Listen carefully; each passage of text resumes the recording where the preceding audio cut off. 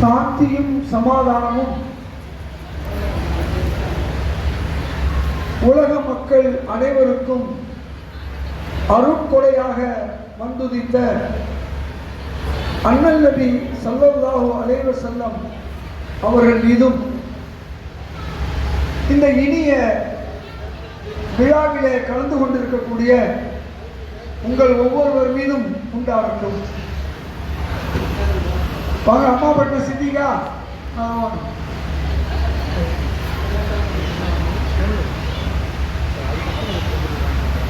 அன்பிற்குரிய சகோதர சகோதரிகளே, உங்களை எல்லாம் ஒரு நல்ல நிகழ்ச்சியிலே பார்ப்பதிலே எனக்கு மிகுந்த மகிழ்ச்சி. அதைவிட என்னோடு பள்ளிக்கூடத்தில் படித்தவர்கள், கல்லூரியிலே படித்தவர்கள் பலரை இங்கே நான் பார்க்கும்போது ரொம்ப எனக்கு மகிழ்ச்சி. எனக்கு அந்த மலரும் நினைவுகள், பழைய நினைவுகள்லாம் வந்துருச்சு. என்னோட மாணவர்களாக இருக்கும்போது சண்டை போட்டவர்கள், அன்பாக சண்டைனா இப்படி பல நண்பர்களை நான் இங்கே பார்க்கக்கூடியதுக்கு வாய்ப்பு எனக்கு தந்த இந்த இஸ்லாமிக் சொசைட்டி ஆஃப் துறையினுடைய தலைவர் ஜே முகமது ரஃபீக் அவர்களே, செயலாளர் அன்பு சகோதரர் எம் முகமது ரஃபீக் அவர்களே, பொருளாளர் அன்பு தம்பி எம்ஜி இனாயத்துல்லா அவர்களே, மற்றொரு இதாயத்துல்லா அவர்களே, நான் என் பேருனால கொஞ்சம் சொல்லிக்கிட்டா சந்தோஷமா இருக்கும், வேற ஒன்றும் இல்லை.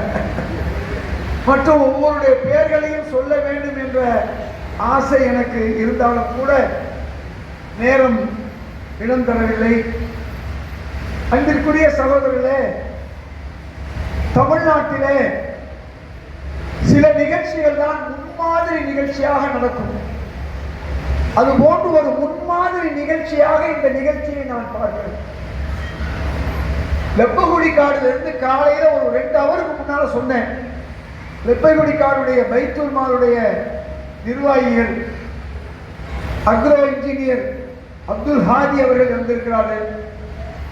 துபாயில மிகப்பெரிய ஒரு சமூக சேவகர்னு பெயர் எடுத்த அன்வர் அவர்கள் வந்திருக்காங்க. இப்படி பல்வேறு சகோதரர்கள் இங்கே வந்திருக்காங்க.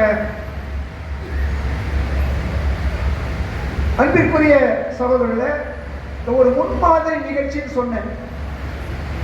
நபிகள் நாயகம் ஸல்லல்லாஹு அலைஹி வஸல்லம் அவர்கள் உஸ்வத்துன் ஹஸனா என்று சொல்வார்கள். இந்த உலகுக்கு முன்மாதிரியாக வந்த மா மனிதர் தான் நபிகள் நாயகம் ஸல்லல்லாஹு அலைஹி வஸல்லம் அவர்கள். நம்முடைய ரசூல், நம்முடைய தூதர். அல்லாஹ் ஒரு நல்ல முன்மாதிரியை, ஒரு நல்ல ஒரு மா மனிதரை நமக்கு தூதராக அனுப்பி அவரை பின்பற்றக்கூடிய ஒரு பாக்கியத்தை தந்ததற்கு நாம் எல்லாம் இறைவனுக்கு எவ்வளவு நன்றி செலுத்தினாலும் அது ஈடாகாது. ஒவ்வொரு செயலிலும் முன்மாதிரி. பொதுவா சொல்லுவாங்க, அவரு சாப்பிடும் போது இப்படி சாப்பிட்டாரு, இந்த அளவு சாப்பிட்டாரு, கையை சூப்பி சாப்பிட்டாரு, தூங்கும் போது வலது புறமா படுத்து தூங்கினாரு, குளிக்கும் போது இப்படி குளித்தாரு, மலஜலம் கடிக்கும் போது அப்படி கடித்தாரு. இதைத்தான் நாம் பெரும்பாலும் கேட்டுக்கொண்டிருக்கிறோம். அதுவும் முன்மாதிரி தான். ஆனால் சிறந்த முன்மாதிரி, இந்த உலகம் அழியும் காலம் வரை கல்விக்கு அவர் முன்மாதிரி, பொருளாதாரத்திற்கு அவர் முன்மாதிரி, பல்வேறு நடைமுறைகளுக்கு அவர்தான் முன்மாதிரி. அத்தகைய நபிகள் நாயகம் ஸல்லல்லாஹு அலைஹி வஸல்லம் அவர்கள் உருவாக்கிய ஒரு முன்மாதிரியில் ஒன்றுதான் பைத்துல் மால். பொருளாதார ரீதியாக அல்லாஹ்வுடைய கட்டளையை ஏற்று ஒரு அற்புதமான ஒரு முன்மாதிரியை உருவாக்கினார்கள். அந்த முன்மாதிரி தான் இன்னைக்கு அரசு வழங்கக்கூடிய ரேஷன். அது கூட 105 ரூபாய் வாங்கிட்டு தான் ரேஷன் கொடுக்குறாங்க.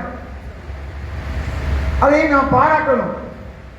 ஆனால் நபிகள் நாயகம் ஸல்லல்லாஹு அலைஹி வஸல்லம் ஏழைகள், விதவைகள், முதியவர்களுக்கு ஊர் மக்களுக்கு இலவசமான ரேஷன் கொடுத்தாங்க. இந்த ரேஷன் இன்னைக்கு கொடுக்குது அரசாங்கம், ஒரு 50-60 வருஷத்துக்கு முன்னே இல்லை. இந்த ரேஷன்ங்கிற ஒரு முறையை கொண்டு வந்தது நபிகள் நாயகம் ஸல்லல்லாஹு அலைஹி வஸல்லம். அது மட்டுமல்ல, இன்னைக்கு விதவைகளுக்கு பென்ஷன், முதியோர்களுக்கு பென்ஷன், ஏழைகளுக்கு பென்ஷன், மாத பென்ஷன், அந்த முன்மாதிரியை இந்த உலகத்துக்கு தந்தவர் நபிகள் நாயகம் ஸல்லல்லாஹு அலைஹி வஸல்லம் அவர்கள். ரொம்ப பேருக்கு தெரியாது. அது மட்டுமல்ல, இன்னைக்கு மாணவர்களுக்கு கல்வி உதவி தொகை கொடுக்கிறோம். அந்த கல்வி உதவி தொகை கொடுப்பது 1400 வருஷத்துக்கு முன்ன நபிகள் நாயகம் ஸல்லல்லாஹு அலைஹி வஸல்லம் செஞ்சாங்க.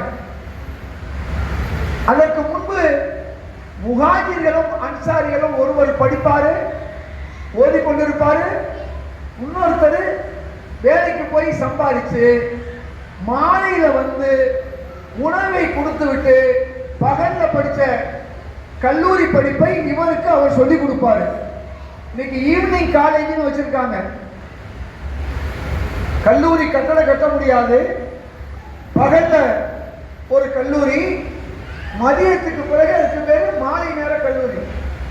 இந்த மாலை நேர கல்லூரியை முதல்ல அறிமுகம் செஞ்சது நபிகள் நாயகம் ஸல்லல்லாஹு அலைஹி வஸல்லம். இதை நாங்க கூட சொல்லல. தஞ்சை தமிழ் பல்கலைக்கழகத்துடைய துணைவேந்தர் சுப்பிரமணியம் நம்ம நிகழ்ச்சிக்கு வந்தார், ஜமால் முகமது காலேஜுக்கு. அப்போ சொல்றாரு, உங்க நபிகள் நாயகம் தான் ஈவினிங் காலேஜுங்கிற மெத்தடே வச்சிருந்தாரு சொன்னார். அது மட்டுமல்ல, இன்னைக்கு கிறிஸ்தவர்கள் கான்வென்ட் நடத்துறாங்க. அந்த கான்வென்ட் யார் முன்மாதிரி? நம்ம சொல்லல. சிறுபான்மை நலத்துறை தலைவராக இருந்தவர் கொஞ்ச நாளைக்கு முன்னால யாரு சொல்லுங்க, தமிழ்நாட்டுக்கு சிறுபான்மை பீட்டர் அல்போன்ஸ். அவர் நானும் தொலைக்காட்சியில் பேசும்போது சொன்னாரு, நாங்க கிறிஸ்தவர்கள் 600 வருஷம் இப்போ உங்களை மாதிரி பல குரூப்பா இருந்து சண்டை போட்டு இருந்தோம். உங்கள் நபிகள் நாயகம் ஸல்லல்லாஹு அலைஹி வஸல்லம் இந்த பூமிக்கு வந்தார். அவர் தான் முதல்ல பள்ளிவாசல்ல ஸ்கூல் நடத்தினார், ஆலயத்துல மதரசா நடத்தினார். மதரசான அரபி, அது இங்கிலீஷ்ல ஸ்கூலு, தமிழ்ல பள்ளிக்கூடம். அதற்கு பிறகுதான் கிறிஸ்தவர்களாகிய நாங்கள் சர்ச்சைகளும் பிரேயராக வச்சிருந்தோம். அதற்கு பிறகுதான் நாங்க என்ன செஞ்சோம் தெரியுமா? உங்க ரசூலுல்லாஹ்வை பார்த்து நாங்க சர்ச்சை ஒட்டி ஸ்கூல் ஆரம்பிச்சோம். அப்ப இந்த கான்வென்ட்க்கு யார் முன்மாதிரி? பள்ளிவாசல்ல லைப்ரரி இன்னைக்கு நம்ம வச்சிருக்கோமோ இல்லையோ, பேருக்கு கொஞ்சம் புக்கு வச்சிருக்கோம், அதையும் நம்ம படிக்கிறது இல்லை. முஸ்லீம் அல்லாதாரும் வந்து படிப்பதற்கு ஒரு லைப்ரரியை உருவாக்குறது ரசூல் ஸல்லல்லாஹு அலைஹி வஸல்லம். ரசூல் ஸல்லல்லாஹு அலைஹி வஸல்லம் என்ன செஞ்சாங்கன்னா, அவங்க வாழ்கின்ற காலம் வரை ஹதீஸ் எழுதக்கூடாது, தடை விதித்தார்கள். நபிமொழி 200-300 வருஷம் கழிச்சுதான் தொகுக்கப்பட்டது. ஏன் அப்படி சொன்னாங்கன்னு சொன்னா, ஹதீஸை எழுதுனா குர்ஆன் அதுல கலந்துடும். குர்ஆன் மட்டும்தான் எழுதப்பட்டது. இப்போ குர்ஆன் எழுதிட்டா ஹதீஸ் எழுதிட்டா ரெண்டு கலந்துடும். குர்ஆன் வந்து முழுமை, அதுதான் நமக்கு முக்கியம். மாடுகள் அங்கே நிறைய இருக்கும், அதன் மூலமாக அவர்கள் பால் கலந்து கொண்டார், ஓடிக்கிட்டு போயிட்டாங்க. ரசூல் ஸல்லல்லாஹு அலைஹி வஸல்லம் செஞ்சாங்க, தோழர்களை அணைச்சி அவங்களை பிடிச்சி அவர்களுக்கு தண்டனையும் கொடுத்தாங்க. ஏன்னா ஜக்காத்துடைய பொருள், தனி மனிதன் பொருளை கூட தப்பு பண்ணலாம், ஜக்காத்துடைய பொருளை தொடக்கூடாதுன்றதுக்காண்டி அவங்க என்ன செஞ்சாங்க தெரியுமா? அந்த மக்களை, அந்த சிலரை தண்டித்தார்கள். அவர்கள் மீண்டும் இஸ்லாத்துக்கு வந்துட்டாங்க. இப்படி நபிகள் நாயகம் ஸல்லல்லாஹு அலைஹி வஸல்லம் அவர்கள் பல முன்மாதிரி. இன்னைக்கு ஹாஸ்பிட்டல் எல்லா ஊர்லயும் இருக்கு. இந்த ஹாஸ்பிட்டலை யார் முத இந்த உலகத்தில் ஆரம்பிச்சது, முறையா ஆரம்பிச்சது? 2 வகையான ஹாஸ்பிட்டல் ரசூல் ஆரம்பிச்சாங்க. உங்களுக்கு ஆச்சரியமா இருக்கும். எனது ரசூலுல்லாஹ்வுடைய முன்மாதிரி யாரோ ஏதோ சொல்றாங்க, ஹிதாயத்துல்லா ஏதோ சொல்றாரு அப்படின்னு நீங்க கேட்பீங்க. அதனாலதான் ஆதாரமா சொல்றேன். ஒரு ஆஸ்பத்திரி, ஒரு மருத்துவமனை, பொது மருத்துவமனை ஜிஹெச் ரசூலுல்லாஹ் ஆரம்பிச்சாங்க. இன்னொரு மருத்துவமனை ராணுவ மருத்துவமனை. நம்ம நினைக்கிற மாதிரி ஒரு பதிலு, ஒரு உஹது, ஒரு கந்தக் அல்ல. நாள்தோறும் படைகள் போய்கிட்டே இருக்கும், பல ஊர்களுக்கு போகும், அவர்களுக்கு மார்க்கத்தை எடுத்து சொல்லும். எதிர்ப்பு வரும்பொழுது எதிர்க்கக்கூடியவர்களை, எதிரிகளை தாக்குவார்கள். அப்படி வரக்கூடிய காயமடைந்த நோயாளிகளை கவனிப்பதற்கு தனியா ஒரு ஆஸ்பத்திரி நடத்துறாங்க ரசூல் ஸல்லல்லாஹு அலைஹி வஸல்லம்.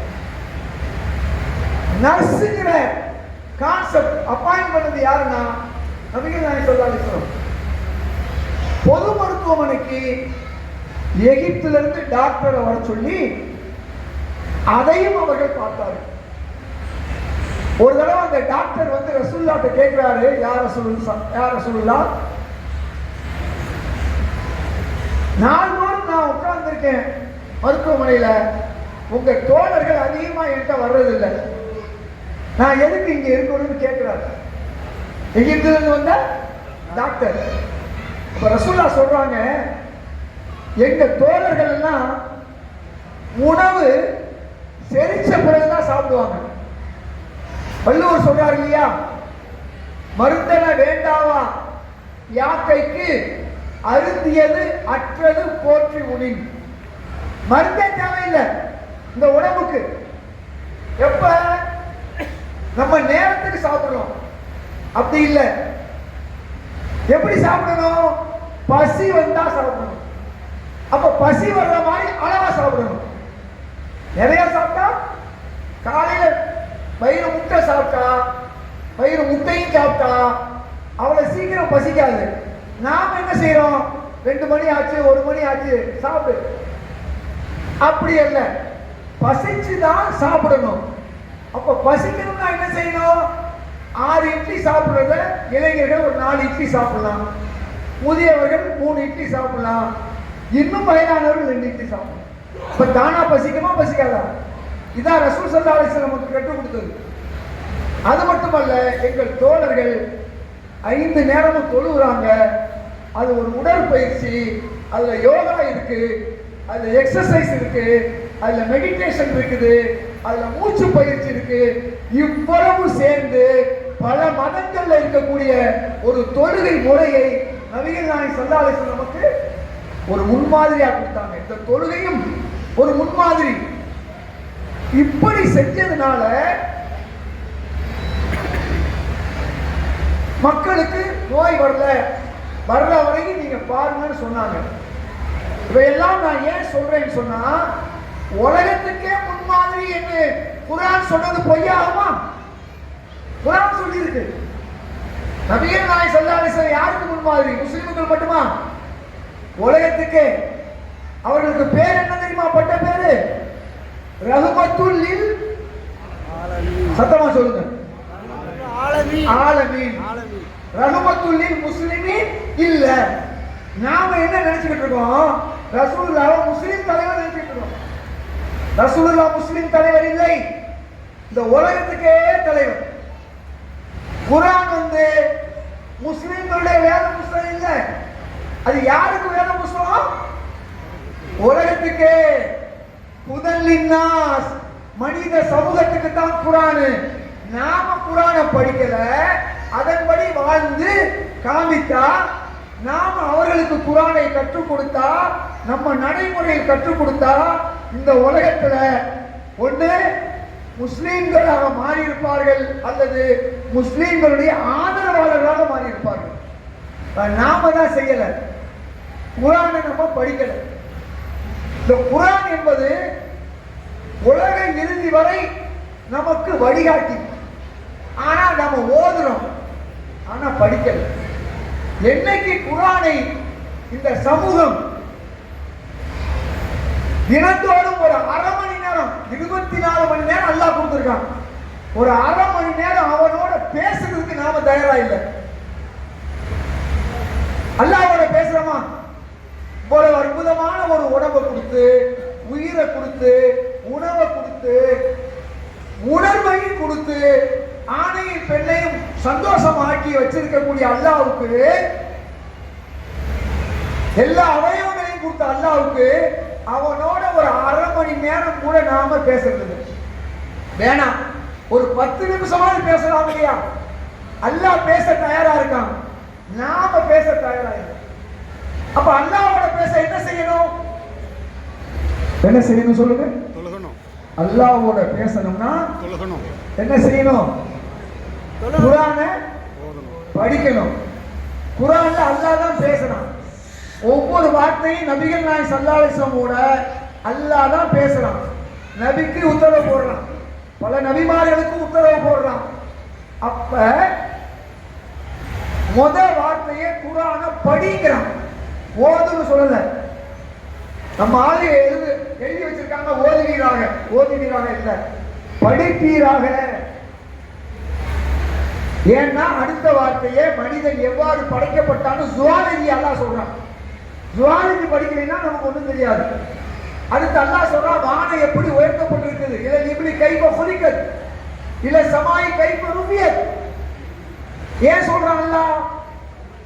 குர்ஆன்ல 3ல 1 பங்கு சயின்ஸ், விஞ்ஞானம். நமக்கு படிக்கல, நமக்கு தெரியல. நீ விண்ணுக்கு கீழேயும் செல்லலாம், விண்ணுக்கு மேலேயும் செல்லலாம், மண்ணுக்கு கீழேயும் செல்லலாம். இல்லாபி சுல்தான் யா மாஷரல் ஜின்னி வல் இன்சி இனிஸ்ததாத்தும் அன் தம்புது மின் அக்தாரி சமாவாதி வல் அர்லி வலா தம்புது. நீ விண்ணுக்கும் போகலாம், மண்ணுக்குள்ளேயும் போகலாம். இன்னும் இந்த உலகத்துல மண்ணுக்குள்ள போல, ரொம்ப தூரம் போல, விண்ணுக்கு கொஞ்சம் தூரம் தான் போயிருக்கோம். எப்ப போகலாம்? பவர் இருந்தா தான் போகலாம். கிரையோஜெனிக் பவர் இன்னைக்கு சொல்றாங்க இல்லையா? இல்லாபி சுல்தான், சுல்தான் இல்லாம போக முடியாது. எத்தனை வருஷத்துக்கு முன்னால சொல்லியிருக்கான்? 1400 வருஷத்துக்கு முன்னால. உலகத்தில் இருக்கக்கூடிய எல்லா உயிரினங்களும் நீரினால் உருவானது. மிம்மா என்று அல்லாஹ் சொல்றான். குல்லு ஷையின், ஒவ்வொரு பொருளும். இன்னைக்கு விஞ்ஞானி சொல்றான், நம்ம கேட்டுக்கிறோம். இந்த உலகம் உருண்டைன்னு அன்னைக்கே சொல்லிட்டான். வல்லர்ல பாத தாடிக்கதா அல்லாஹ் சொல்லியிருக்கான் குர்ஆன்ல. நாம இன்னைக்கு எடுத்து படிச்சோம். இந்த உலகம் எப்படி உருவாச்சுன்னு இப்ப கண்டுபிடிக்கிறான், பிக் பேங் தியரி. இந்த உலகம் எப்படி உருவாச்சு? அன்ன சமாவாதி வல்லர்லி காணத்தா ரத்துகா. இந்த பூமியும் வானமும் ஒன்னா இருந்துச்சு. இன்னைக்கு இருக்க மாதிரி இல்ல. இன்னைக்கு பூமி தனியா, வானம் தனியா. அன்னைக்கு எப்படி இருந்துச்சு? ஒன்னா இருந்துச்சு. பதக்கனாகுமா, நான் தான் அதை பிரித்தோம் நல்லா சொல்றான். அதான் பிக் பேங் தியரி. இன்னைக்கு உலகத்தில் இருக்கக்கூடிய மிகப்பெரிய விஞ்ஞான கருத்துக்களை அல்லாஹ் திருக்குர்ஆனிலே தெளிவா சொல்றான். நம்முடைய முன்னோர்கள் அதை படித்ததனால் விஞ்ஞானத்துடைய தந்தையாக நாம் இருந்தோம், மருத்துவத்தின் தந்தையாக நாம் இருந்தோம், கெமிஸ்ட்ரியினுடைய தந்தையாக நாம் இருந்தோம். உலகத்துக்கு குர்ஆனை படிச்சதுனால நாம் வழிகாட்டணும். ஆராய்ச்சி செய்கிற அல்லாஹ் குர்ஆனை அஃபலா யதபரூன் அஃபலா யகிலூன் அஃபலா யன்துரூன். நீ குர்ஆனை ஆராய்ச்சி செய்ய வேண்டாமா? குர்ஆனை சிந்தித்து பார்க்க வேண்டாமா? குர்ஆனை உற்று நோக்க வேண்டாமா? அல்லாஹ் சொல்றான். ஓதுனா இதெல்லாம் செய்ய முடியுமா? குர்ஆனை ஓதுனா செய்யவே முடியாது. ஒரு அரபி பரவாயில்லை, அல்லது அரபு நாட்டில் இருந்த அன்பர் மாதிரி ஆளுக பரவாயில்லை. உங்களை பல இருந்திருப்பீங்க, ஓரளவுக்கு அரபி தெரியும். அரபியே தெரியாத தமிழ் மக்கள் எப்படி குர்ஆனை படிக்க முடியும்? அப்ப குர்ஆனை ஓதுனா ஆராய்ச்சி பண்ண முடியாது, சிந்திக்க முடியாது, உற்று நோக்க முடியாது, எதுவுமே செய்ய முடியாது. அப்ப என்ன செய்யணும் சொல்லுங்க சத்தமா? குர்ஆனை என்ன செய்யணும்? படிக்கணும். Very good. குர்ஆனை படிக்கணும். தடுப்பாங்க, அதெல்லாம் படிக்க வேணாம், நாங்க பாத்துக்கிறோம் சொல்லுவாங்க. கேட்க கூடாது. ஏன்னா ஈமான்ல 6 ஈமான்ல ஒண்ணு என்ன தெரியுமா உங்களுக்கு? ஈமான்ல யாராவது முதல் வார்த்தை சொல்லு பார்ப்போம். நானே சொல்றேன். ஆமன்து பில்லாஹி மலாயிகத்திஹி குதுபிஹி. என்ன செய்யணும்? அல்லாஹ்வை ஈமான் கொள்றோம். அல்லாஹ் யாருன்னு நமக்கு தெரியும். அல்லாஹ் உருவம் இல்லாதவன், அல்லாஹ் ஒருவன், அல்லாஹ்வுக்கு பிள்ளையும் இல்ல, அல்லாஹ்வுக்கு அப்பனும் இல்ல, அல்லாஹ்வுக்கு ஈக்குவலா யாரும் இல்ல, அவனுக்கு எந்த தேவையும் இல்லை. இதானே குழு அல்லாஹ் ஓதுறீங்க. குழு அல்லாஹ் அகது அல்லாஹு சமது லம் யலிது வலம் யூலது வலம் யகுல் லஹு. ஆனா மீனிங் தெரியாம ஓதிக்கிட்டு இருக்கோம். இந்த அல்லாஹ்வுக்கு இந்த அல்லாஹ்வை தெரிஞ்சுக்கிட்டு நாம ஏத்துக்கிட்டோம். ஆமன்து பில்லாஹி, மாணவர்கள் இருக்கிறார்கள் நம்ம ஏத்துக்கிட்டோம். வேதங்கள் இருக்கிறதா சொல்றோமே ஒழிய வேதங்களை பத்தி நமக்கு தெரியல. குறைஞ்சபட்சம் குர்ஆனை படிக்கணும்.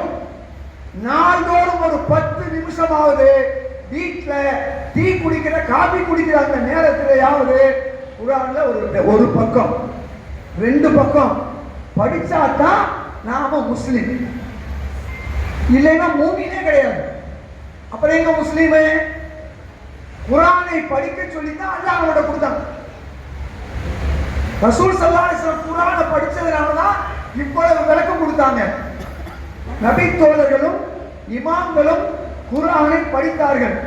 அதனால உயர்ந்த நிலையில இருக்காங்க. நம்முடைய சூஃபிமார்கள், நம்முடைய அவுலியாக்கள் குர்ஆனை படித்தார்கள், நாம படிக்கல. அப்ப இவ்வளவு முன்மாதிரியான ஒரு மார்க்கத்துல அல்லாஹ் நம்மளை வச்சிருக்கான்.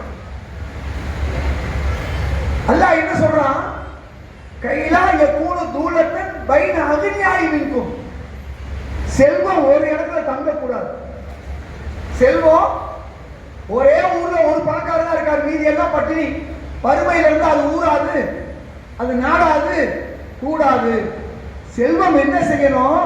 எல்லாருக்கும் போய் சேரணும். அந்த வேலையை தான் இன்னைக்கு நீங்க துவக்கி இருக்கீங்க. செல்வம் என்பது ஜக்காத்து மூலமாக, சதக்கா மூலமாக, நன்கொடை மூலமாக இல்லாதவர்களுக்கு இருந்தவர்கள் போய் சேரணும்.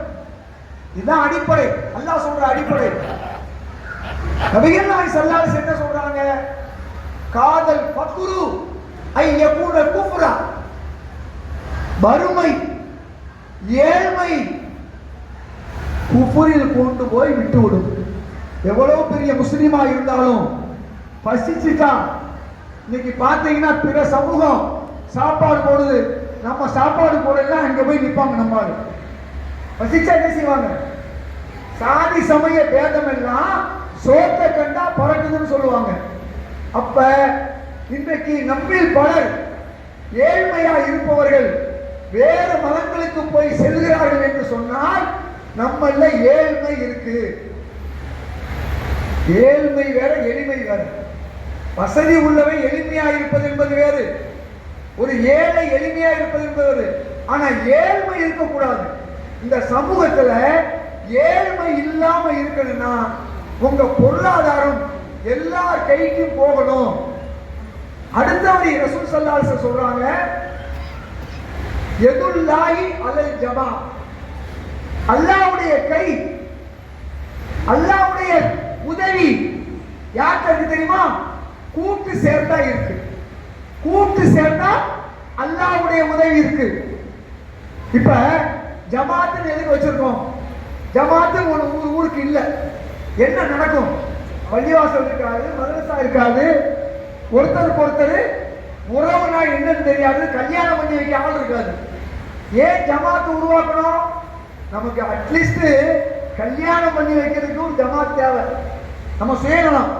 குறைஞ்சபட்சம் கல்யாணத்துக்கு, மௌத்தானா அடக்கிறதுக்கு, ஒரு கபிரஸ்தானை பராமரிக்கிறதுக்கு, இதுதான் நம்ம நினைக்கிறோம். தொழுகிறதுக்கு. ஏன் சொல்றேன்னா, முதல் சொன்னதுதான் எல்லாரும் போய் சேர வேணும். தொழுகிறது கொஞ்சம் பேர் தான் தொழுவப்ப ஒரு ஜமாத்து இருக்கிறதுனால இவ்வளவு வேலைகள் நடக்குது. இன்னைக்கு பார்த்தா ஜமாத்துக்குள்ள சண்டை, பதவி சண்டை. அதை கூட அழகா செய்யலாம். ஒரு பதவி தலைவரா 3 வருஷம் ரபீக் இருக்காரு. அடுத்து என்ன செய்யலாம்? அவர் அதுக்கு போய் தலைவர் ஆயிட்டு இனாயத்துள்ளாவை அங்க கொண்டு உட்கார வச்சிருக்கோம். பைத்துல் மால்ல பதவி, இன்னும் பதவி வேணுமா? வட்டி இல்லா கடன் ஆரம்பிச்சு அதுக்கு ஒரு தலைவர் அங்க போய் உட்கார வைக்கணும். இப்ப பதவி சண்டையே இருக்காது. சரி, இந்த பதவி சண்டை, இந்த ஜமாத் என்பது கூட்டு முயற்சி. அந்த ஜமாத் இருக்கிறதுல எவ்வளவு லாபம் இருக்கு நமக்கு தெரியுது. அது மாதிரிதான் வியாபாரத்துல, தொழில்ல கூட்டா செஞ்சா லாபம் அதிகம், நஷ்டம் இல்லை அப்படிங்கிறது தான் இஸ்லாம் நமக்கு சொல்லுங்க. இன்னைக்கு ஷேர் மார்க்கெட் வச்சிருக்கவன் தான் கோடீஸ்வரன். அதுல பெரிய அளவுல வச்சிருக்கிறவன் கோடீஸ்வரன். சொல்லி கொடுத்தது யாரு? ரசூல் ஸல்லல்லாஹு அலைஹி வஸல்லம். 1400 வருஷத்துக்கு முன்னால தொழில் எப்படி செய்யணும், கூட்டா செய்யணும், செஞ்சு காமிச்சாங்க. கையில காசே இல்லாத ரசூல் ஸல்லல்லாஹு அலைஹி வஸல்லம் என்ன செஞ்சாங்க? கூட்டு சேர்ந்த வியாபாரத்துக்கும் உதவியா இருந்தாங்க. கதீஜா நாயகி தொழில் செஞ்சாங்க. அரபு நாட்டில் எப்படி தொழில் செஞ்சாங்க? இஸ்லாம் வருவதற்கு முன்பு 5 பேர் 10 பேர் முதல் போடுவாங்க. இந்த முதலை போட்டு அந்த முதல் மூலமாகத்தான் யார் அனுப்புவாங்க? யாராவது வியாபார கூட்டங்களை அனுப்புவாங்க. வித்துட்டு வந்த உடனே பகிர்ந்து கொள்வார்கள். இதுதான் கூட்டு வியாபாரம். இஸ்லாமுக்கு முன்னாலே அரபியல் இருந்துச்சு, இஸ்லாமிய காலத்திலேயும் கூட்டு வியாபாரம் இருந்துச்சு. அன்றைய பெண்கள் வசதி உள்ளவர்களாக இருந்தார்கள். இஸ்லாம் வந்த பிறகு அந்த பெண்கள் தங்களுடைய பணத்தை கூட்டு வியாபாரத்திலே போட்டார்கள். அதன் விளைவாக அவர்களும் சம்பாதித்தார்கள், அவர்களும் ஜக்காத்து கொடுத்தார்கள், அவர்களும் சதகா கொடுத்தார்கள். இந்த கூட்டு வியாபாரம் என்பது அல்லாஹ்வுடைய உதவி இருக்கிறது. இன்றைக்கு நான் வரும்போது அன்வர்கிட்ட கேட்டேன், ஆதிஜியை கேட்டேன். அவர்கள் ஊர் மற்ற ஊர்கள் எல்லாம் தனித்தனியா போய் ஒரு இன்வெஸ்ட்மெண்ட் பண்ணி பல 100 கோடி இழந்திருக்காங்க. அன்வர் பல 100 கோடி. அத முஸ்லீமும் நான் வியாபாரம் பண்ணி தர்றேன், பணம் தர்றேன், ஒண்ணுக்கு 10 தர்றேன், ஒண்ணுக்கு 20 தர்றேன். எப்படி கேட்டவன சந்தோஷம். நம்ம சவுதியில இருந்து சம்பாதிச்சோம். இந்த 10 லட்சம் ரூபாயை கொடுத்தா மாசம் 1 லட்சத்துக்கு 30,000, 3 லட்சம் தர்றேங்கிறாங்க. 10 லட்சம் கொடுத்தா 3 லட்சம், 2 லட்சம், பெரிய சம்பாத்தியமாச்சு. அவனை நம்பி இன்னைக்கு கொடுத்துட்டு தமிழ்நாட்டு மக்கள் மட்டுமல்ல, முஸ்லீம் மக்களும் பல்லாயிரம் கோடி ஏமாந்துருக்காங்க. பல்லாயிரம் கோடி ஏமாந்திருக்காங்க. அப்ப கண்ணுக்கு முன்னால நாம ஒன்றிணைந்து கூட்டாக ஒரு பொருளை வாங்கி அந்த கூட்டு வியாபாரத்தில் நாம் இருக்கும்போது அது நிலம் வாங்குறோம், கட்டடம் கட்டுறோம், வியாபார கடைகளை பண்றோம், நல்ல பள்ளிக்கூடங்கள், வருமானம் வரக்கூட பள்ளிக்கூடங்களை கட்டுறோம். என்ன நடக்கும்? நிச்சயமாக அது 2 மடங்கு 3 மடங்கு ஆகும். அது மாதிரி ஆகாது. ஏமாத்துறேன், 1 லட்சத்துக்கு 30,000 தர்றேன், 20,000 தர்றேன் ஏமாத்துறானே, கேட்கறதுக்கு நல்லா இருக்கும். அதுல போய் விழுந்தா என்ன நடக்கும்? 0. இப்ப கூட்டு வியாபாரத்துல ஆரம்பத்துல லாபம் குறைவாக இருந்தாலும் கூட நாளாக நாளாக நம்முடைய வேல்யூ கூடும். அது மட்டுமல்ல, ஒரு சொசைட்டிங்கிற அமைப்பை அரசாங்கம் சொல்லி இருக்கு. ஒரு சொசைட்டி இருந்தா அவளை எளிதில் ஏமாற்ற முடியாது. அப்ப வெளியூர்காரங்க நம்ப முடியாது. இப்ப நாம என்ன செய்யலாம்? ஒரு ஊர்ல கூட்டு வியாபாரம், ஒரு வட்டாரத்துல கூட்டு வியாபாரம், இப்படி கூட்டு வியாபாரத்துல நாம இறங்கும் போது சமுதாயத்துக்கு ஒரு மரியாதை. இப்ப நான் வர்றேன் துறையூருக்கு. ஒரு 8 வருஷத்துக்கு முன்னால ஒரு பெரிய மகால் முஸ்லீம்கிட்ட இல்லை. இன்னைக்கு ஒரு முஸ்லீம்களுக்கு ஒரு மகால் இருக்கு. இந்த சமுதாயம் பெருமை அடையலாம். பணம் ஒரு பக்கம் இருக்கட்டும், நம்ம மகால் ஒண்ணு இருக்கு, இருக்கா இல்லையா? நம்ம மகால் லக்கி மகால். நாரே தக்பீர், நாரே தக்பீர், நாரே தக்பீர். ஒரு மரியாதை, ஒரு பெருமை.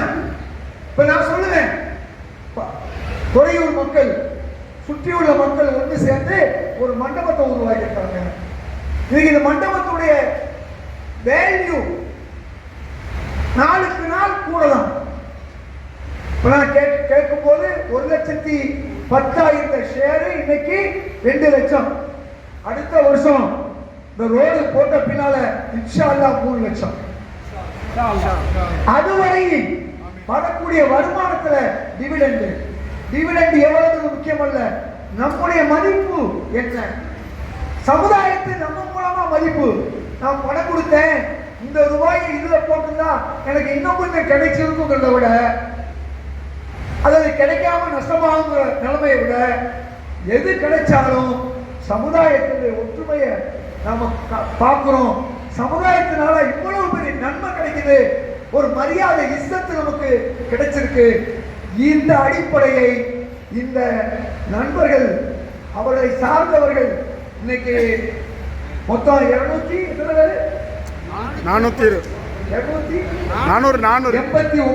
அல்ஹம்துலில்லாஹ் 300 ஆகட்டும், இன்னும் கூடட்டும், இன்னும் பல தொழில்துறை உருவாக்க, இன்னும் கடைகளை கட்டுங்க, இன்னைக்கு குடோனை உருவாக்குங்க, இன்னும் என்னென்ன செய்யணும், பள்ளிக்கூட உருவாக்குங்க, என்ன முடியுமோ கூட்டுயர்வே சொல்லுங்க, கூட்டுயர்வே. அது எங்க ரசூலுல்லாஹ்ட்ட கத்துக்கிட்டாங்க. எப்படி சகோதர நாடார் சமுதாயம் பைத்துல் மால மகமைன்னு வச்சாங்க. ரொம்ப ஏழையா இருந்தாங்க, சமுதாயத்தில் அவங்களுக்கு அடி நிலையில இருந்தாங்க, தாழ்த்தப்பட்டவர்களோடு இருந்தாங்க. அந்த மக்கள் ஒரு நாளைக்கு ஒரு நேரம் தான் சாப்பிட்டாங்க 100 வருஷத்துக்கு முன்னால. அந்த மக்கள் குற்றாலத்துல குளிக்க முடியாது, கோயிலுக்குள்ள போக முடியாது. அப்படி இருந்த ஒரு சமூகம் இன்னைக்கு தமிழ்நாட்டில் நம்பர் 1 சமூகமா உயர்ந்திருக்கு. என்ன செஞ்சாங்க? ஜக்காத்துங்கிறத நம்மள்ட்ட கேட்டு மகமைன்னு வச்சு வசூல் பண்ணாங்க. இயம்பித்தாக்கி பேரிச்சம்பளம் சொல்லி ஏழைகள் கையில பணம் ஏறிட்டு வந்து நிற்பாங்க. அவங்கள்ட்ட ஒரு சைக்கிளும் ஒரு பேரிச்சம்பளம் ஒரு 50 கிலோ 100 கிலோவும் ஒரு தராசு தட்டை கொடுத்தாங்க. அவங்க ஒரு நேரம் சாப்பிட்டவங்க இன்னைக்கு வசதி ஆச்சு, நல்லா இருக்காங்க. நாடார் உறவிமுறை பள்ளிக்கூடம், நாடார் உறவிமுறை கல்யாண மண்டபம் பார்த்துருக்கீங்களா? பல ஊருக்கு தெரியுமே, நீங்க பல ஊருக்கு போயிருப்பீங்க. நாடார் உறவின் முறை வட்டியில்லா கடன், உறைந்த வட்டியில் கடன். இப்ப பேங்கே வச்சுட்டாங்க அவங்க. அந்த பேங்க் பேர் என்ன சொல்லுவாங்க? முழு பேர் தெரியுமா? Tamil Nadu mercantile bank. அந்த சமூகம் பின்னால இந்த சமூகம் முஸ்லீம்கள் அன்னைக்கு நம்பர் 1, அன்னைக்கு அவங்க பின்தங்கி இந்த சமூகம். இன்னைக்கு நாம நிலைமை என்ன? நமக்குன்னு ஒரு வங்கி இல்லை. நம்ம ஆளு 50 லட்சம் 1 கோடி வேணும் வியாபாரத்துக்குன்னா இங்க போய் ஒண்ணு மார்வாடிட்ட போகணும், பேங்க்ல போகணும். பேங்க் முஸ்லீம்னா கொஞ்சம் யோசிப்பாங்க, எல்லாருக்கும் கிடைக்காது. அப்ப நமக்குன்னு ஒரு வங்கி இருந்தா, கூட்டு முயற்சி இருந்தா என்ன நடந்திருக்கும்? நண்பர்களுக்கு நான் சொல்வேன், ஜன்சேவா சங்கம் கூட்டுறவு வங்கி இருக்கு. எதிர்காலத்துல துறையூர்ல அதையும் உருவாக்கலாம். இன்ஷா அல்லாஹ். இனாயத்துல்லாவுக்கோ ஒரு 20 லட்சம் ரூபாய் அவசரமா தேவை. சின்ன வெங்காயம் விலை கம்மியா கிடைக்குது, அதை வாங்கி ஸ்டாக் வச்சா ஒரு 10 நாள்ல 1 வாரத்துல மிளகா வாங்கி வச்சா நமக்கு 2 மடங்கு லாபம் கிடைக்கும். அது 50% கிடைக்கும்னா அந்த 20 லட்சம் ரூபாயை எங்க போய் வாங்குறது? வட்டிக்கு தான் வாங்கணும். அதை விட இஸ்லாமிய வங்கி முறை இருந்துச்சுன்னு சொன்னா என்ன நடக்கும்? அங்கே போய் நம்ம வாங்கிட்டு ஒரு ஆதாயத்தை நம்ம கொடுத்துடுறோம். இப்ப 20 லட்சம் ரூபாய் வாங்கினா நமக்கு 5 லட்சம் ரூபாய் லாபம் கிடைக்குது. தாராளமா 1 லட்சம் ரூபாய் யார் கொடுக்கலாம்? கூட்டுறவு வங்கி, ஜன்சேவா சங்கம். அப்ப முஸ்லிம்களுக்குன்னு ஒரு வங்கி முறை இன்னைக்கு இல்ல. சகோதர நாடார் சமூகத்துல இன்னைக்கு அடி மட்டத்துல இருந்து, அன்னைக்கு 3 நேரம் நம்ம சாப்பிட்டோம், அவங்க 1 நேரம் தான் சாப்பிட்டாங்க. அன்னைக்கு சமுதாயத்துல மரியாதையா நாம இருந்தோம். இன்னும் சொல்ல போனா ரொம்ப மரியாதை இருந்துச்சு. முஸ்லீம்கள் கையில பொருளை கொடுத்தா சரியா திருப்பி கொடுப்பாங்க. முஸ்லீம்கள் கடையில சாமான் வாங்கினா நியாயமா இருக்கும். முஸ்லீம்கள் நியாயமானவர்கள். இன்னைக்கு அதுவும் மாறி போச்சு. இந்த நிலையெல்லாம் மாற்றணும். அல்லாஹ் நமக்கு சொன்னதை பின்பற்றணும். நபிகள்நாயகம் ஸல்லல்லாஹு அலைஹி வஸல்லம் காட்டிய வழிமுறைகளை பின்பற்றணும். எவ்வளவோ வழிமுறை இருக்கு, நன்மைகள் இருக்கு. அதை நான் பின்பற்றும் போது இந்த உலகத்திலும் நமக்கு நன்மை, மறுமையிலும் நன்மை. இப்ப கூட்டு வியாபாரம் என்பது இன்னைக்கு துறையூர்ல நடக்குது. இன்னைக்கு பல ஊர்களுக்கு தெரிஞ்சு போச்சு. நீங்க முன்மாதிரி, நீங்க ரசூலுல்லாஹ்வுடைய முன்மாதிரி நீங்க கையை எடுத்தீங்க. இன்னைக்கு தமிழ்நாட்டில் பல ஊர் துறையூரை பத்தி பேசுறாங்க. உங்களுக்கு தெரியாது, எனக்கு தெரியும். கார்ல நானும் ரபிக்கு வரும்போது எனக்கு எங்க இருந்து போன் வந்து தெரியுமா? பல ஊர்கள்ல இருந்து பெரிய பெரிய கோடீஸ்வரர்கள் போன் பண்றாங்க. அவருக்கு தெரியும் யார் யார் போன் பண்ணாங்கன்னு. பெரிய பெரிய ஆளுங்க போன் பண்றாங்க. என்ன துறையூர்ல நடக்கிறாங்க, துறையூர் நடக்கிறாங்க. ஆமா, துறையூர் மக்கள் இன்னைக்கு முன்மாதிரி, திருச்சி மாவட்டத்து மக்கள் இன்னைக்கு முன்மாதிரியா இருக்காங்க அப்படின்னு சொல்லிட்டு வந்தாங்க. ஆகவே இந்த அமைப்பு, இந்த கூட்டு முயற்சி வெற்றி அடையணும், இன்னும் பெருசாகணும். இல்ல இன்னொரு அமைப்பை நீங்க உருவாக்கணும். இன்னும் வேற ஊர்ல, துறையூர்ல உருவாக்கிட்டீங்க, பெரம்பலூர்ல ஏன் உருவாக்க கூடாது? ஏன் குளித்தலையில முஸ்லிம்ல உருவாக்க கூடாது? உருவாக்கலாம். ஒரு மாதிரி தான். இப்ப நம்ம பைத்துல் மால் ஆரம்பிக்கிற காலத்துல 150 தான் இருந்துச்சு. 15 வருஷம் முன்னால. ஹாதிக்கு தெரியும், அன்வருக்கு தெரியும், ஹிதாயத்துல்லாவுக்கு தெரியும். அந்த காலத்துல பெட்டவாய்த்தலை கூட நான் வந்திருக்கேன் 5 வருஷத்துக்கு முன்னால. நான் போகாத ஊர் இல்லை. 4000 முஸ்லிம் ஊர்களுக்கு போனேன். 3400 ஊர்கள் இன்னைக்கு பைத்துல் மால்கள் பெரிதாகவோ சுமாராகவோ நடக்குது. அன்பு சகோதரர் சுல்தான் அவர்கள் வருகிறார்கள். அவரை வரவேற்கிறோம். வாங்க. இப்ப ஒரு முன்மாதிரி அல்லாஹ்வும் ரசூலும் நமக்கு காமிச்சிருக்கும் போது இந்த உலகத்துக்கு நாம முன்மாதிரியா இருக்கணும். இப்ப நாம என்ன செய்யறோம்? யாரையோ பின்பற்றோம். இன்னைக்கு யாரு மேல வாங்க, சுல்தான் முன்னுக்கு வாங்க. இன்னைக்கு சகோதரர் சுல்தான் போன்றவர்கள் ஐக்கிய ஜமாத்து பணி, பைத்துல் மால் பணி, இன்னைக்கு பெரம்பலூர் மாவட்டத்தில் துறைமங்கலத்தில் பெண்களுக்கு ஒரு பைத்துல் மால் வட்டி இல்லாம கிடைச்சிருக்காங்க. முன்மாதிரி ஆலிம்களுக்கு பைத்துல் மால். ஆலிம்களுக்கு என்ன செய்வாங்க? அவங்க போய் வட்டி வாங்க முடியுமா? அவங்களுக்கு தேவை, அவங்களுக்கு ஒரு பைத்துல் மால், பொதுமக்களுக்கு ஒரு பைத்துல் மால். இன்னைக்கு துறைமங்கலத்தில் வாங்க முஸ்லி, வாங்க முஸ்லி பைத்துல் மால் செட் பாய் சொல்லி போது வந்தீங்க. முதல்ல கேட்டுக்கிறேன்.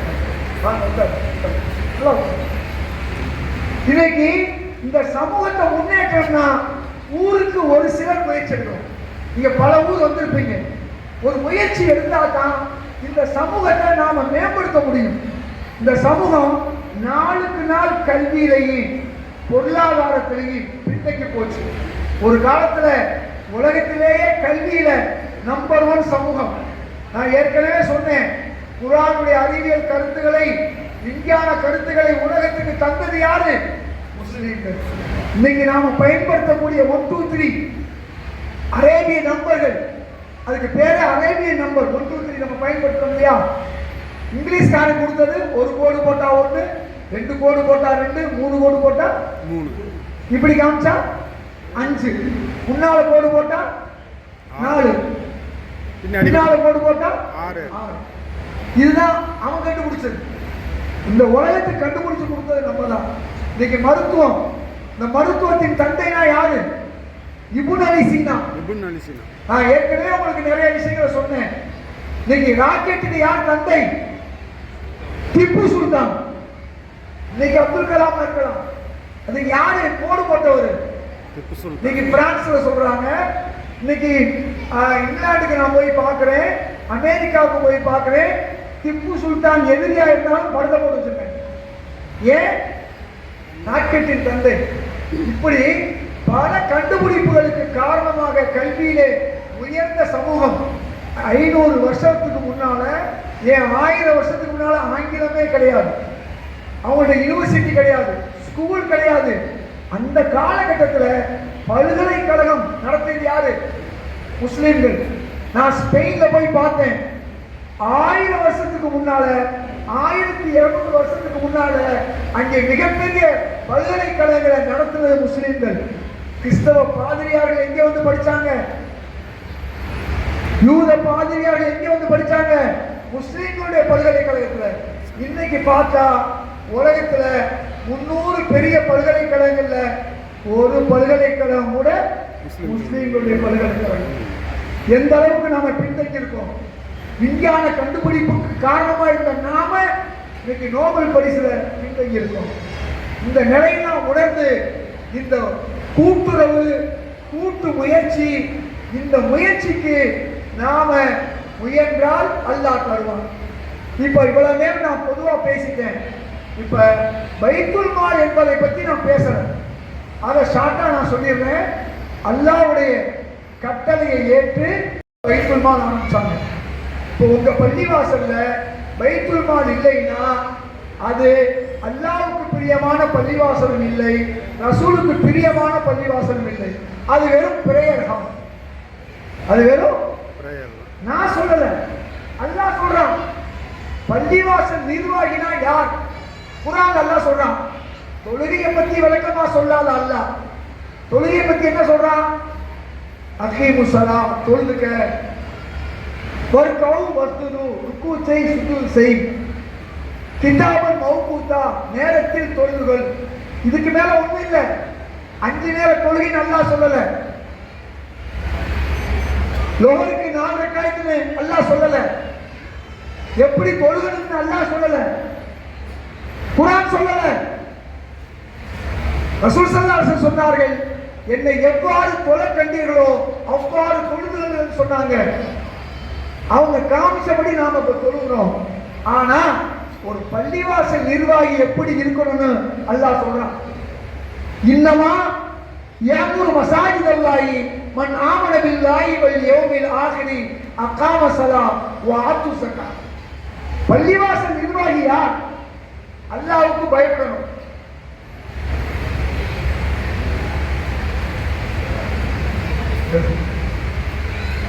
அல்லாஹ் சொல்றான், அல்லாஹ்வை நம்பணும். அப்பதான் நம்ம முஸ்லிம். இன்னமா யஅமுரு மசாஜித மன் ஆமன பில்லாஹி வல் யௌமில், மறுமையை நம்பணும். அல்லாஹ் இந்த 6 ஈமான்ல உள்ள அம்சத்துல 2 மட்டும் அடிக்கடி சொல்லுவான். இந்த 2 இருந்தாலே பயம் வந்துடும். அல்லாஹ்வை ஏத்துக்கணும், மறுமை நம்பணும். இந்த 2 விஷயத்தை தான் அல்லாஹ் திரும்ப திரும்ப சொல்லுவான். ஆனா ஈமான் எத்தனை? மொத்தம் 6, 7 கூட சொல்லுவாங்க. ஆமன்து பில்லாஹி வ மலாயிகத்திஹி வ குதுபிஹி வ ருசுலிஹி வல் யௌமில் ஆகிரி வல் கத்ரி கைரிஹி வ ஷர்ரிஹி மினல் அல்லாஹ். நன்மையும் தீமையும் இறைவன் புறத்திலிருந்து. இன்னைக்கு முஸ்லி ஹிதாயத்துல்லாஹ்வுக்கு 1 லட்சம் ரூபாய் லாஸ் ஆயிடுச்சுன்னு வச்சுக்குவோம். ஆகாது, ஆச்சுன்னா என்ன செய்யணும்? காணா போச்சு. நம்ம என்ன சொல்லுவோம்? இன்னா லில்லாஹி சொல்லிட்டு அல்லாஹ் எவ்வளோ கொடுத்துருக்கான், அதுல 1 லட்சம் ரூபாய் நம்ம இழந்துட்டோம். அல்லாஹ் கொடுப்பான். அந்த எண்ணம் வந்துருச்சுன்னு சொன்னா, அல்லது இதுல ஏதோ ஒரு நன்மை வச்சிருக்கான். எதுல மனுஷனுக்கு கஷ்டம் வரும், கஷ்டம் வரும். நம்ம முஸ்லீம் என்ன கிடைக்கிறோம்? ஹைரும் வ ஷர்ரும் மினல்லாஹி தஆலா. நன்மையும் தீமையும், லாபமும் நஷ்டமும் யாரால வருது? அல்லாஹ்வால வருது. இந்த எண்ணம் வந்துட்டா முதல்ல டென்ஷன் கிடையாது. என்ன கிடையாது? மனக்கல் போச்சே போச்சே, 1 லட்சம் ரூபாய் காணா போச்சே காணா போச்சே, அவனை திட்டணும் இவனை திட்டணும். தப்பு நம்ம செஞ்சிருப்போம். பொண்டாட்டி மேல கோவம் வரும், பிள்ளைனால கோவம் வரும். உன்னாலதான் இப்படி ஆகி போச்சு, நான் போற நேரத்தில் நீ அப்படி பண்ண இப்படி பண்ண சொல்லுமா சொல்ல மாட்டோமா? இதை ஒரு ஓரமா வச்சுட்டா டென்ஷன் இல்லை. அல்லாஹ் ஒண்ணும் இல்லாம இருக்கும்போது நமக்கு எவ்வளவு கொடுத்துருக்காங்க. அந்த அல்லாஹ் மேலும் கொடுப்பாங்கிற நம்பிக்கை வரணும். இதுதான் ஈமான்ல ஒரு அம்சம். அல்லாஹ் சொல்றான், அஸான் தக்ரஹு ஷையன் வஹுவ கைருல் லக்கும். நீங்கள் ஒன்றை வெறுப்பீர்கள், இறைவன் அதில் நன்மை வைத்திருப்பான்.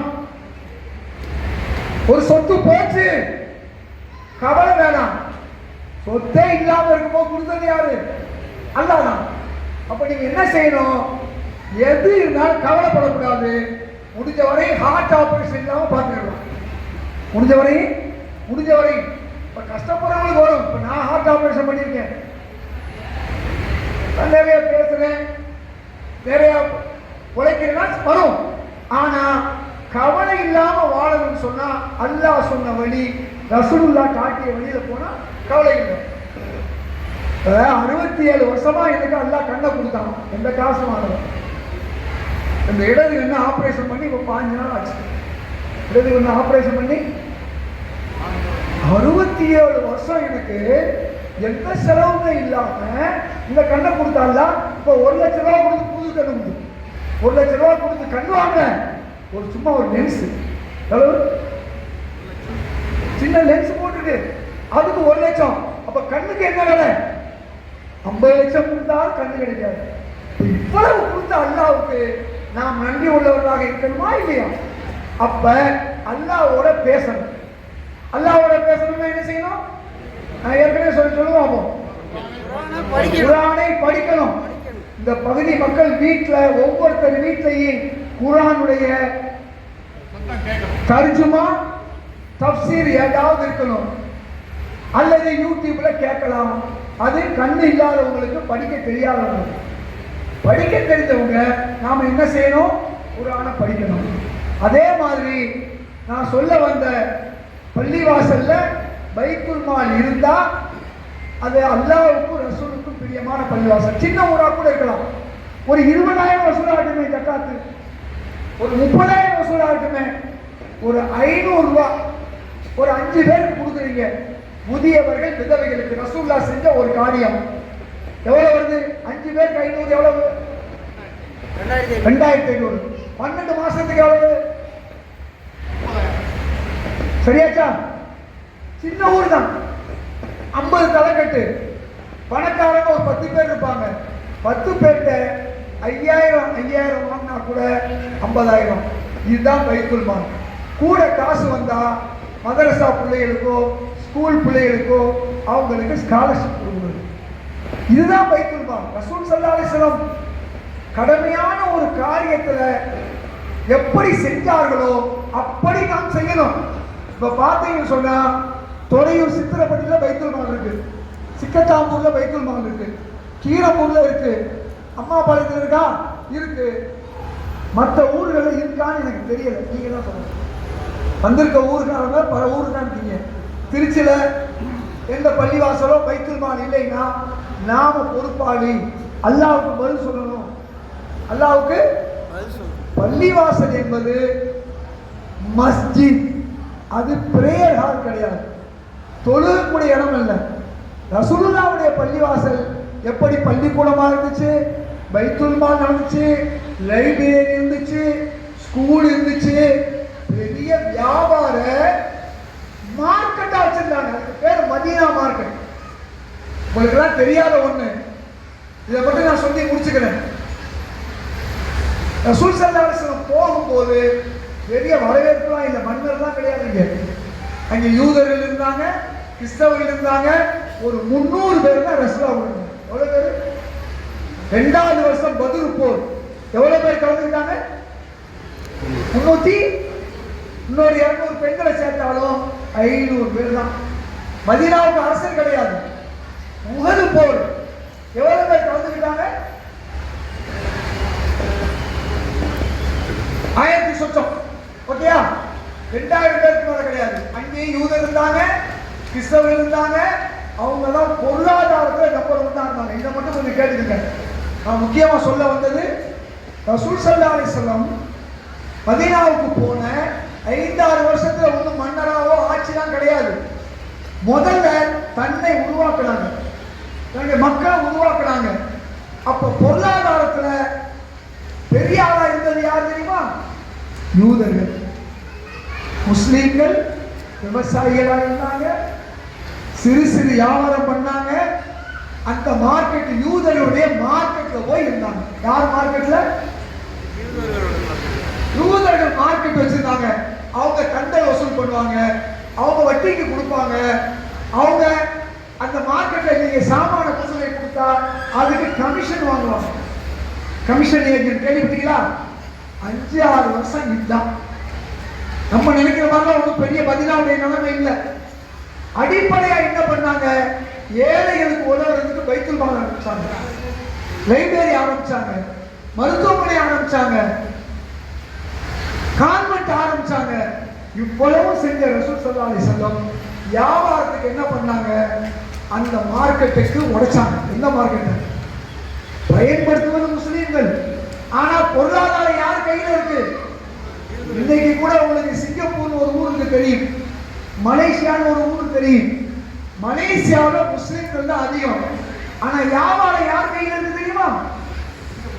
சீனர்கள் கையில. சம்பந்தம் தெரியுமா? யார் கையில இருக்கு? சீனர்கள் கையில. நம்ம ஊர்ல யார் கையில இருக்கு தெரியுமா உங்களுக்கு? இந்துக்கள் கையிலே கிடையாது. மார்வாடிகள், குஜராத்திகள். இந்துக்கள் கூட சொல்ல முடியாது, அவங்களையும் ஏமாத்திக்கிட்டு இருக்காங்க. ஒரு சின்ன உதாரணம் சொல்றேன். மயிலாப்பூர்ல இந்து பெர்மனன்ட் ஃபண்ட் ஒரு ஃபண்டு, பேர் என்ன ஃபண்டு?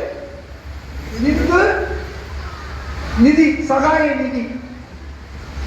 நேற்று கூட நான் டிவியில் பேசிட்டு வந்தேன், கல்வி தொலைக்காட்சியில் பேசிட்டு வந்தேன், அதனால இங்க பேச ஒண்ணு இல்லை. அதுக்கு பேரு இந்து பெர்மனன்ட் ஃபண்ட் சகாய நிதி. அதுல முஸ்லிம் யாரும் பணம் போடல, சுல்தானோ ஹாஜியோ பணம் போடல. யார் போட்டிருக்கா? 100க்கு 100 சகோதர இந்துக்கள் தான் போட்டிருக்காங்க. அந்த ஃபண்ட்ல 500 கோடியை ஒருத்தர் ஏமாத்திட்டாரு. ஏமாத்துனா இந்துக்களுக்கு ஆதரவான ஒரு கட்சி இருக்கு இல்லையா, அது என்ன செஞ்சிருக்கணும்? அந்த இந்து மக்களுக்கு பின்னால் இருக்கணும். யாருக்கு பின்னால் நிற்கிறாங்க தெரியுமா? அம்பானி அதானி மாதிரி நம்ம ஊர்ல அவங்க கட்சி, கூட்டணி கட்சி தலைவருக்கு பின்னால் நிற்கிறாங்க. இதுதான் உண்மையான இந்தியா. 90% இந்துக்களுக்கு எதிராக இருந்துகிட்டு நாங்க இந்துங்கிறாங்க. இன்னைக்கு வக்கு போடுங்கிறாங்க. வக்கு போடுக்கு ஒரு ஏக்கர் நிலமுறை கிடையாது. நம்மளும் தப்பா நினைச்சுக்கிட்டு இருக்கோம். இந்தியாவோட 3வது நிலங்கள் இருக்குது, வக்குஃபுக்கு கிடையாது. வக்கு போர்டுக்கு ஒரு ஏக்கர் நிலம் கூட கிடையாது.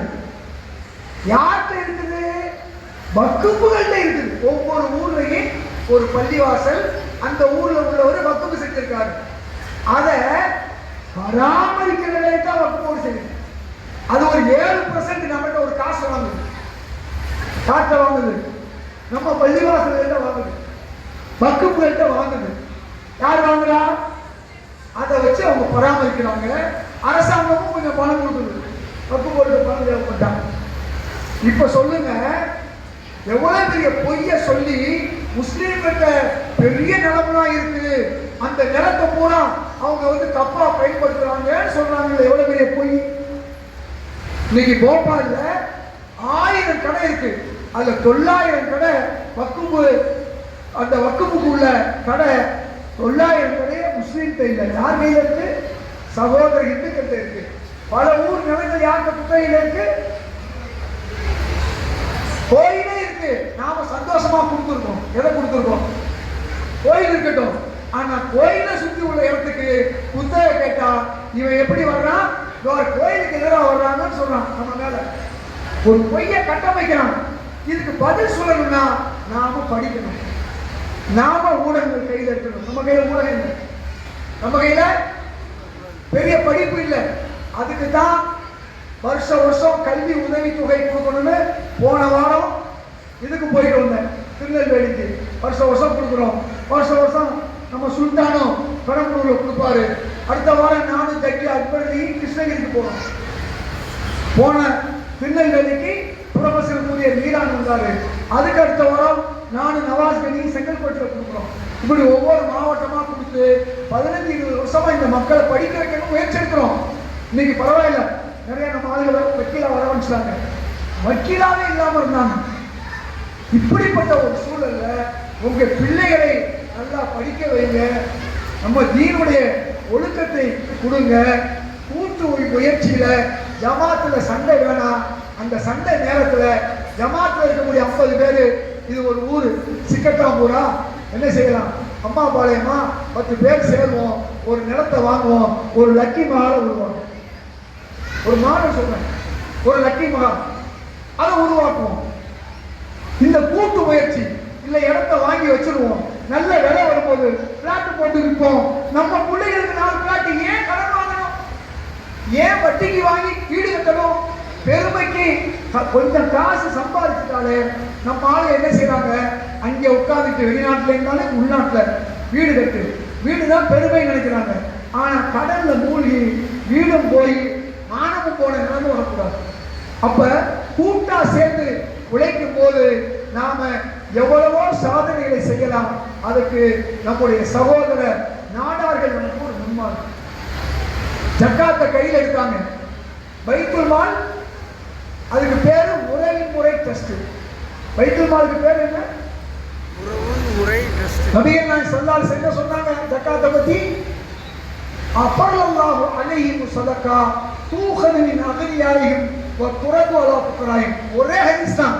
இத ரொம்ப பேர் படிக்கல, படிக்க வேண்டியவங்க படிக்கல. ஒரே ஹதீஸ் தான் ரசூலுல்லாஹ் சொல்றாங்க. ஜக்காத் பாடத்துல முதல் ஹதீஸ் யமனுக்கு போற முஆத் இப்னு ஜபலை பார்த்து சொல்றாங்க, அந்த மக்களுக்கு கலிமா சொல்லி கொடுங்கள், கேட்டால் அவர்களுக்கு தொழுகையை சொல்லிக் கொடுங்கள்.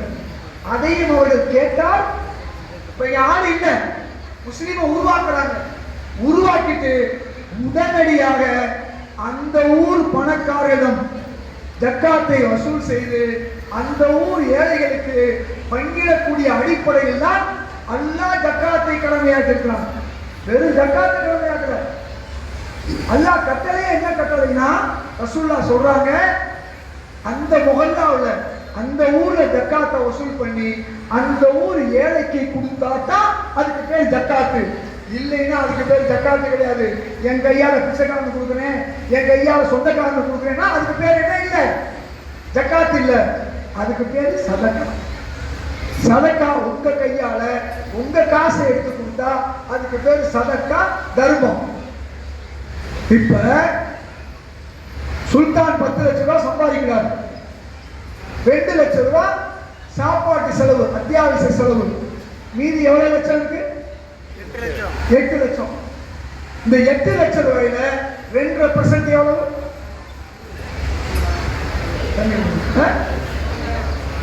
சத்தமா சொல்லுங்க. 20,000.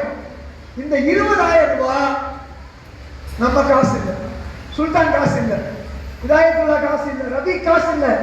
யார் காசு? அல்லாஹ்வுடைய காசு, ஏழையுடைய காசு. அல்லாஹ் ஏன் காசு இல்ல. 10 லட்சம் ரூபாயில 20,000 ரூபாய் யார் காசு? திருப்பி சொல்லுங்க எல்லாரும். அல்லாஹ்வுடைய காசு. அதுக்கு ரசூலுல்லாஹ் வச்சிருக்க பேரு, ஜக்காத்துக்கு பட்ட பேரு மாலுல்லா. எல்லாம் சொல்லுங்க.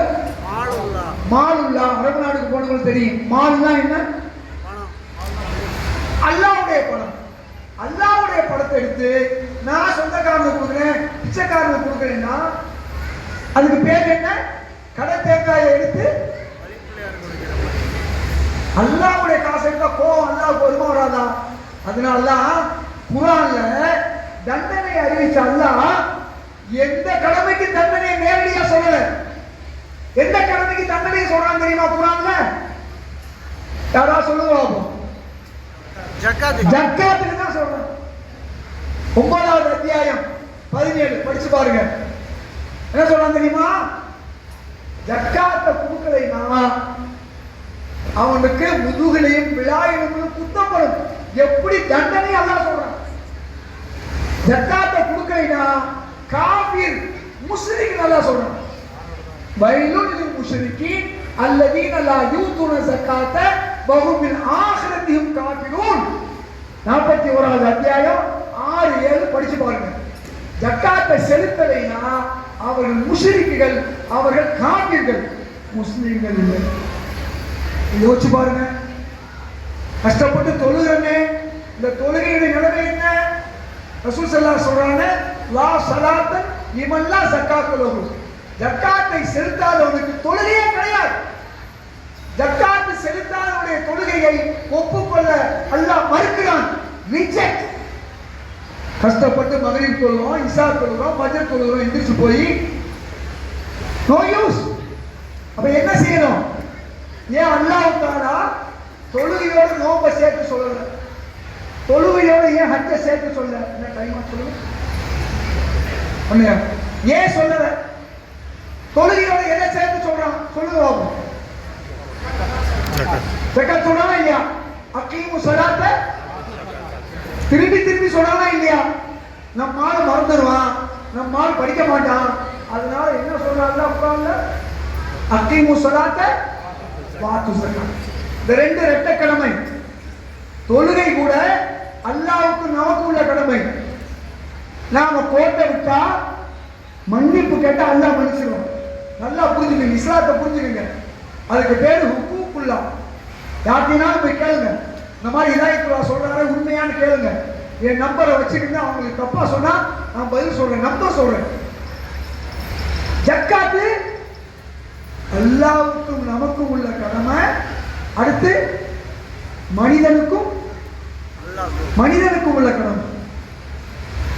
சுல்தான் காசு யாரு கொடுப்பாரு? ஜக்காத் காசை எனக்கு கொடுப்பாரு. நான் யாரு கொடுப்பேன்? ரவி கொடுப்பேன். ரவிக்கு ஆதி கொடுப்பாரு, ஆதி அவங்க தான். தொழுகைக்கு நான் தொழுகிறதுனால யாருக்கு என்ன லாபம் சொல்லுங்க? யாருக்கா லாபம்?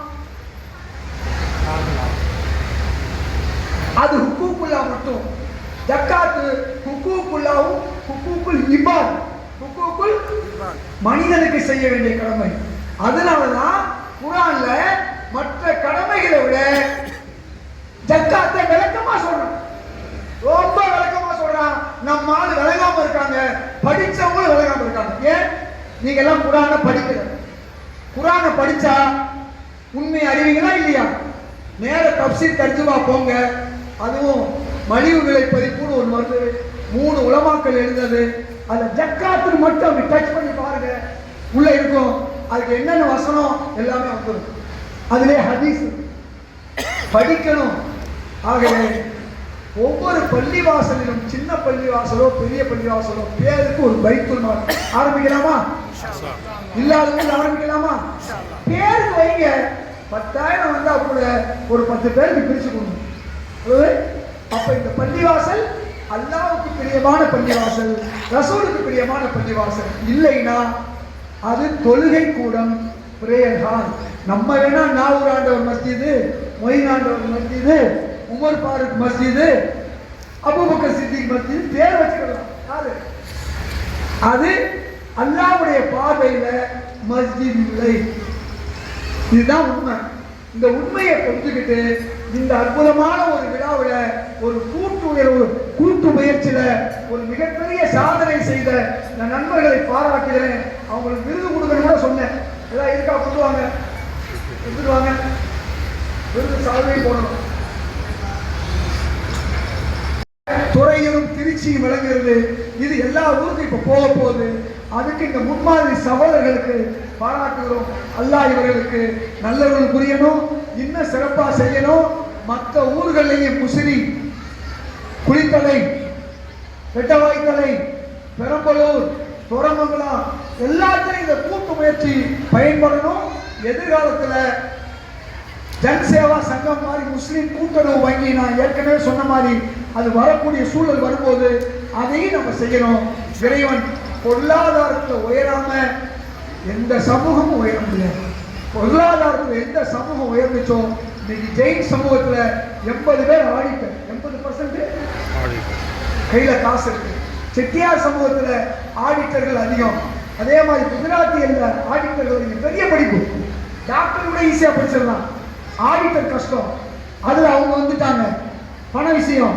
அப்ப கல்வியில நாம முன்னேறணும், நிறைய நீதிபதிகளா உருவாக்கணும் அப்படின்னு சொன்னா பணம் வேணும், பொருளாதாரம் வேணும். இது போன்ற கூட்டு முயற்சி அடுத்தடுத்த ஸ்டெப்ல இன்னும் நல்ல காரியங்களை செய்ய வேண்டும் என்று கேட்டுக்கொண்டு வாய்ப்புக்கு நன்றி கூறி விடைபெறுகிறேன். அஸ்ஸலாமு அலைக்கும் வரஹ்மத்துல்லாஹி வபரகாத்துஹு.